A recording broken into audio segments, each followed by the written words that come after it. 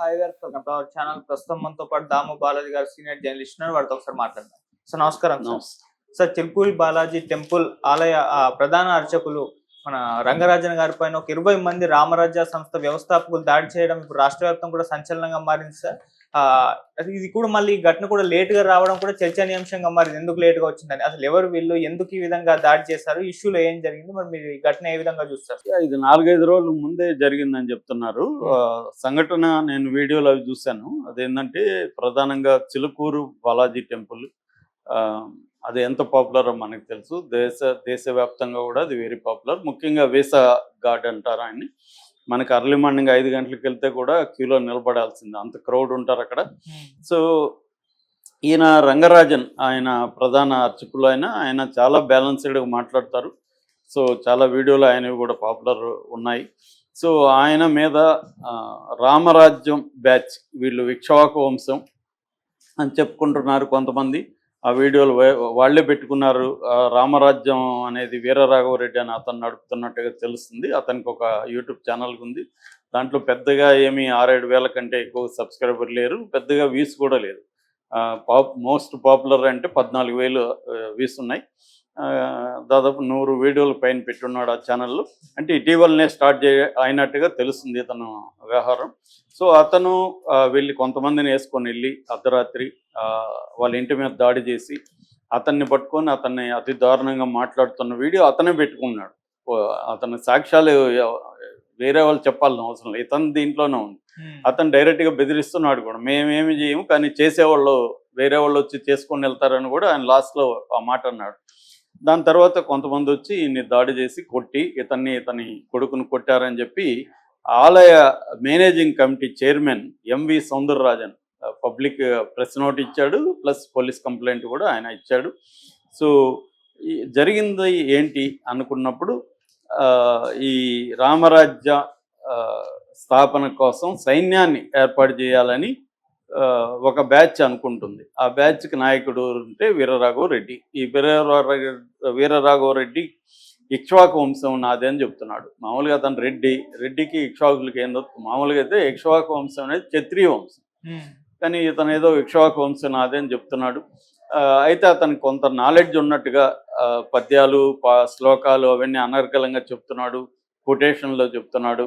భగవద్గీత గురించి అదేదో 4వ అధ్యాయం శ్లోకం 7-8 అంటున్నాడు. ఇలాగే చెప్తున్నాడు. రాజ్యాంగంలో మాకు సపరేట్గా ఇక్ష్వాకులకి ఇది ఉందని నమ్మిస్తున్నాడు.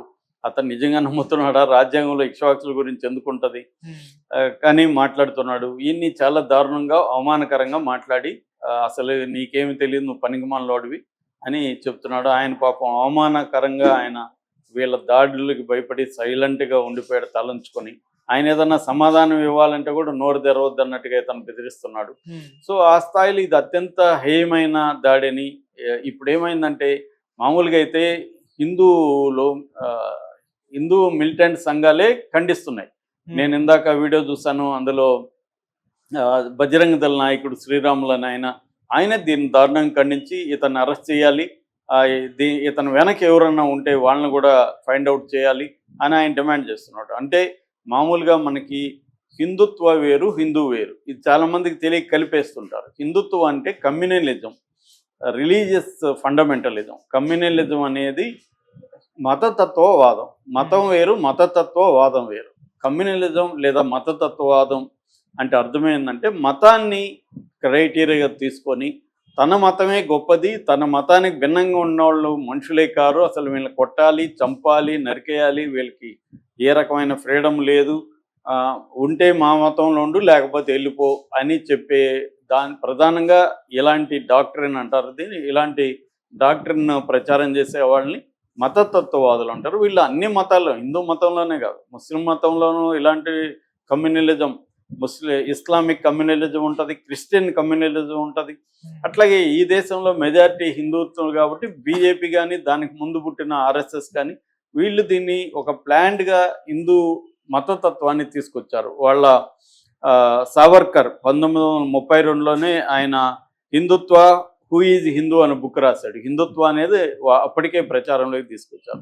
యాక్చువల్గా ఈ దీనికి వెళ్తే మన దేశాన్ని ముస్లిం రాజులు చాలా దాదాపు 7 ఏళ్ళు పరిపాలించిన అప్పట్లో హిందూ ముస్లిం డివైడ్ అనేది వెరీ వెరీ రేర్. వాళ్ళు నిజానికి హిందూ స్త్రీలను పెళ్లి చేసుకున్నారు, అక్బర్ లాంటి వాళ్ళు. వీళ్ళు అది మన దేశంలో కలిసిపోయారు వాళ్ళు. కానీ బ్రిటిష్ వాళ్ళు ఎప్పుడూ కలవల. వాళ్ళు అవుట్ సైడర్స్గా ఉన్నారు. ఈ దేశాన్ని వాళ్ళు తమదిగా ఓన్ చేసుకోలేదు. ఇక్కడ నుంచి సరుకుల్ని కావచ్చు, సంపదను కావచ్చు పట్టుకుపోవాలనే దీంట్లో ఉన్నారు. కానీ ఇక్కడ నివసించాలనేది వాళ్ళకి ఎప్పుడు లేదు. ఈ సమాజంలో కలవలేదు వాళ్ళు. వాళ్ళు ఏం చేశారు, ఇక్కడ వ్యాస్ట్ కంట్రీ కాబట్టి దీన్ని కంట్రోల్ చేయాలంటే విభజించి పాలించనే సిద్ధాంతం, డివైడ్ అండ్ రూల్ అంటారు. డివైడ్ అండ్ రూల్, ఐక్యమత్తంగా ఉంటే మనల్ని బతకలేము ఇక్కడ అని చెప్పి 1758 నుంచి 1947 వరకు వాళ్ళు పరిపాలించారు. ఆ కాలంలో వాళ్ళు ఏం చేశారంటే ఈ డివైడ్ రూల్. సో 1909లో వాళ్ళు సపరేట్ వీళ్ళకి ఎలక్టోరేట్ ఇది పెట్టారనమాట. ముస్లిమ్స్కి హిందూ సపరేట్ పెట్టి, అట్లాగే 1932 అక్కడి నుంచి వాళ్ళు చీల్చుతూ వచ్చారు. మత కలహాలని, మతాల మధ్య ఇది పెట్టుకుంటూ వచ్చారనమాట. కులాల మధ్య కూడా వాళ్ళు అలాగే పెట్టారు. అలాగే పెట్టి 1947కి వచ్చేసరికి పార్టీషన్లో పెద్ద ఎత్తున వైలెన్స్ చోటు చేసుకుంది. వాళ్ళు దాన్ని కూడా శాంతియుతంగా చేసి ఉండొచ్చు కానీ చేయలేదు.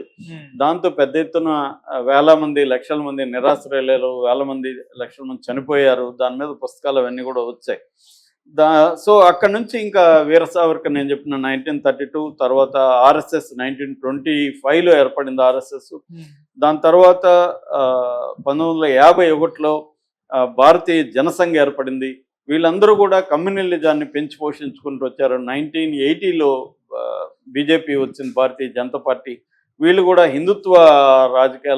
హిందుత్వాన్ని రాజకీయాలకు బలంగా తీసుకొచ్చి రామ జన్మభూమి ఎపిసోడ్ ద్వారా వీళ్ళు బాబ్రీ మసీద్ 1992లో కూలగొట్టడం ద్వారా వీళ్ళు అధికారంలోకి రావడానికి మతాన్ని రెచ్చగొట్టి, వాళ్ళకి నిజానికి మతం మీద ప్రేమ ఉందని ఏమి నేను అనుకోవట్లేదు, మతాన్ని వాళ్ళు రెచ్చగొట్టి చీల్చి అధికారంలోకి రావడానికి అదే పని ఇప్పుడు చేస్తున్నారు. ఆ తర్వాత మనకి 2002లో జరిగిన గోద్రా అల్లర్ల తర్వాత గుజరాత్ అల్లర్లు కావచ్చు, తర్వాత ముజఫర్ నగర్ కావచ్చు, అంతకుముందు సిక్కులకి యాంటీగా కూడా ఇలాగే 1984లో కాంగ్రెస్ ఏం శుద్ధపూసి కాదు. కాంగ్రెస్ సేమ్ ఇదే చేస్తుంది. కాకపోతే వాళ్ళు ఏంటంటే కొద్దిగా ఏదో రిఫార్మిస్టు, సెక్యులరిస్టు ముఖాన్ని ధరిస్తుంది తప్ప కాంగ్రెస్కి బీజేపీకి ఎసెన్స్లో తేడా లేదు. ఈ విషయాన్ని బాలగోపాల్ లాంటి వాళ్ళు మతత్వం మీద రాసిన పుస్తకంలో క్లియర్గా చెప్పారు. ఓకే. సో ఈ విధంగా రాజకీయాలకి కమ్యూనలిజాన్ని వాడుకోవడం అనేది బీజేపీ, కాంగ్రెస్ అన్ని పార్టీలు కూడా ప్రధానంగా చేస్తున్నాయి. ఇప్పుడు ఈ కాంగ్రెస్తో బీజేపీతో కలవని పార్టీలు ఏమున్నాయి, అందరూ కలుస్తున్నారు కదా. సో వీళ్ళందరూ కూడా దాంట్లో వాటాలే ఈ దేశంలో. సో ఎక్కువ తక్కువలే. బీజేపీ సిస్టమేటిక్గా చాలా ఆర్గనైజ్డ్గా ఎక్కువ చేస్తుంది. కాంగ్రెస్ వీళ్ళందరూ ఇండైరెక్ట్గా అదే చేస్తున్నారు. పివి నరసింహారావు టైంలో కదా బాబ్రీ మసీద్ కోలుకొట్టారు. మరి పివి నరసింహారావు ఎలా అలో చేశాడు. సో ఇలాగా ఇవన్నీ జరిగినాయి. సో కమ్యూనలిజం అనేది రాను బీజేపీ పరిపాలనలో పెరుగుతూ ఉంది యాక్చువల్గా. సో మనకి మామూలుగా కమ్యూనలిజంలో militant communalism and political communalism, cultural communalism, economic communalism, ఇలా 4-5 రకాల కమ్యూనలిజమ్స్ ఉన్నాయి. ఇందులో ఈ వీరరాఘవరెడ్డి మిలిటెంట్ కమ్యూనలిజానికి సంబంధించిన వ్యక్తిగా, దాంట్లో కూడా అంటే ఆర్ఎస్ఎస్ మిగతా వాళ్ళకి చెందడేతను, వాళ్ళని కూడా ఇతను విమర్శిస్తున్నాడు. కేంద్ర ప్రభుత్వాన్ని తీవ్రంగా విమర్శిస్తున్నాడు. న్యాయ వ్యవస్థ తోలు తీస్తానని చెప్తున్నాడు ఇతను. మరి ఇతను తోలు న్యాయ వ్యవస్థ తీయాలి ఇప్పుడు యాక్చువల్గా అయితే.